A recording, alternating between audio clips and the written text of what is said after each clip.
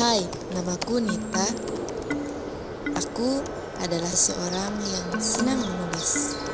Tulisanku adalah curahan emosional tentang kecintaanku akan seni dan kebudayaan di negeri ini. Aku tak pandai menggambar ataupun memotret, jadi aku lebih memilih untuk menulis. Banyak cerita menarik tentang indahnya negeri ini, namun sayang, minat kaum milenial begitu minim terhadap seni dan kebudayaan yang terlupakan begitu saja. Bagai daun yang terjatuh terhempas angin. Aku mendapat kabar dari temanku tentang adanya batik tulis asli dari Purwakarta. Rasa penasaranku tak terbendung lagi, karena kebetulan aku pun tinggal di Purwakarta. Dengan informasi yang terbatas, akhirnya aku putuskan untuk mencarinya.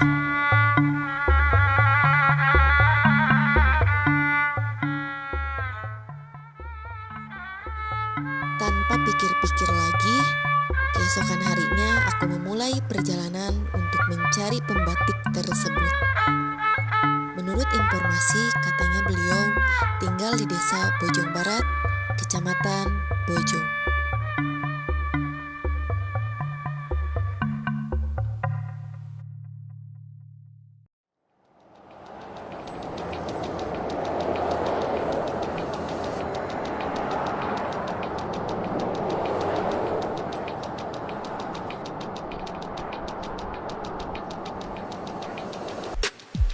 Walau tanpa alamat yang jelas, aku tak putus harapan.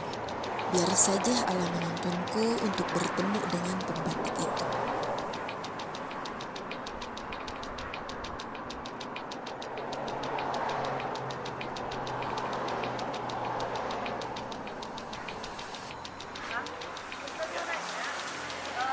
Tahu alamat pembatik desa Bojong Barat? Sebelah sana. Makasih ya, Kang ya. Aku mencoba bertanya pada masyarakat sekitar desa Bojong Barat, tapi kebanyakan dari mereka tidak mengetahuinya.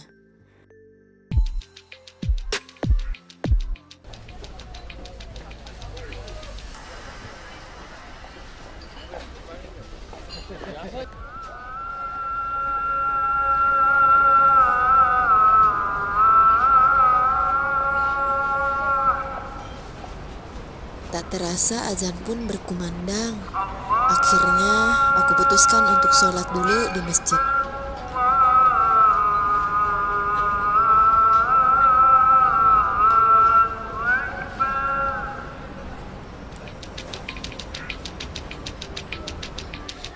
Setelah selesai salat, tanpa sengaja aku bertemu pemuda yang tahu alamat sang pembatik, dan dia bersedia untuk mengantar.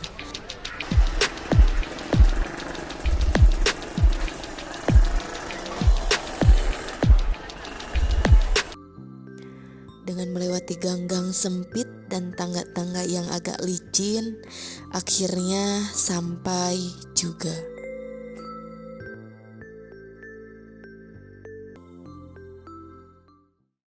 Nama saya Pandus Wendy, beralamat di Dusun Bunisari, Desa Bojong Barat, Kecamatan Bojong.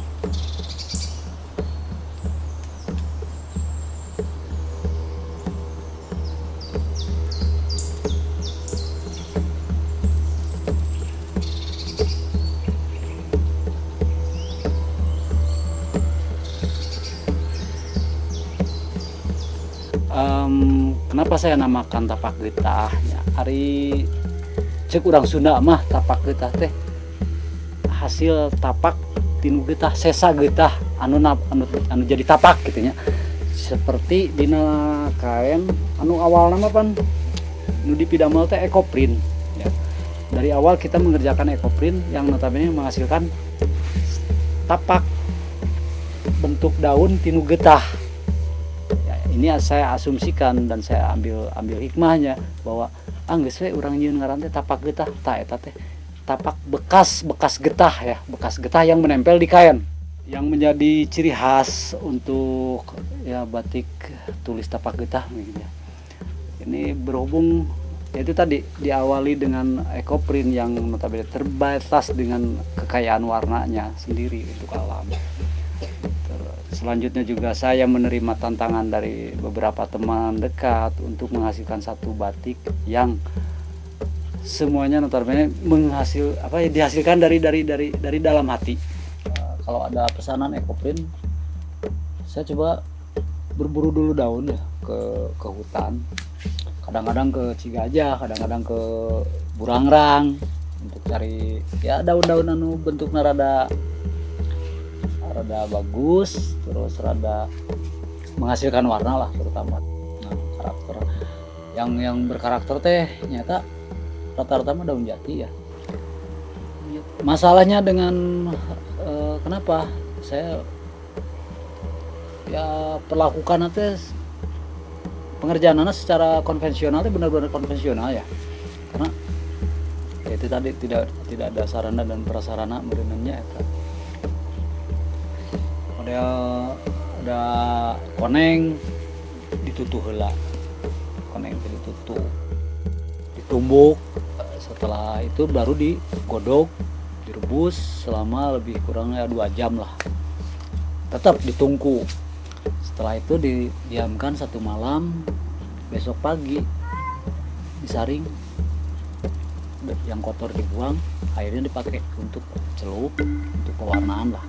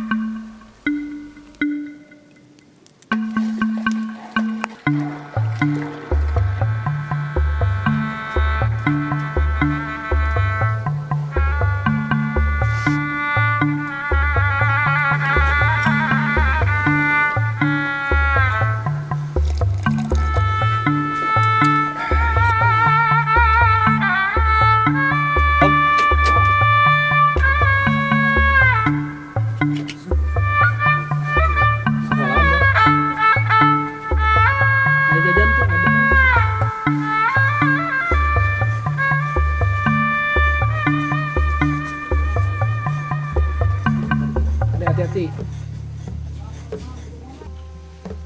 Tercipta beberapa desain, kalau boleh dikatakan desain.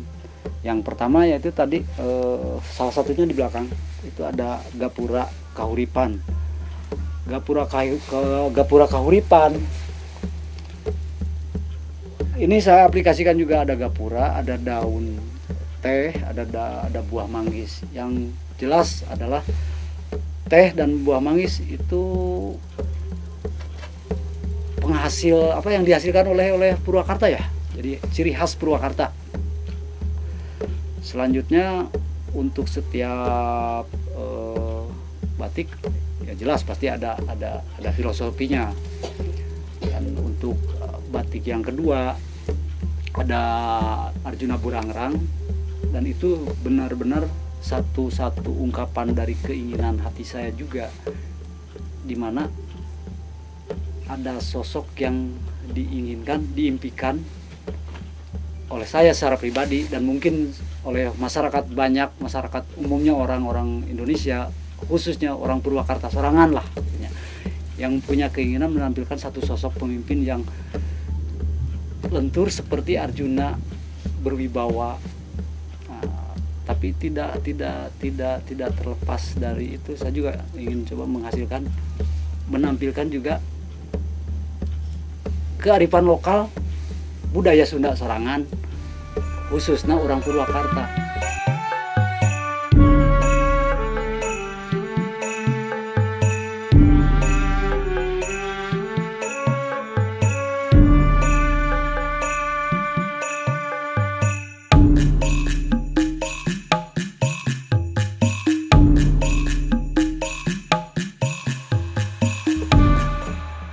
Ini mulai dari kepala dinas, alhamdulillah terima kasih banyak atas perhatian, dukungan dari Pak Kades, terutama dari Pak Camat ya. Yaitu dengan adanya permintaan-permintaan yang datangnya dari dinas, dari Pak Camat, dari desa, otomatis suka tidak suka order juga nambahan ya, nambihan. Cuma ya kembali di satu sisi mungkin saya juga ya ada permasalahan yang sangat mendasar ya, boleh dikatakan sangat mendasar, terutama dari segi sarana dan prasarana penunjang.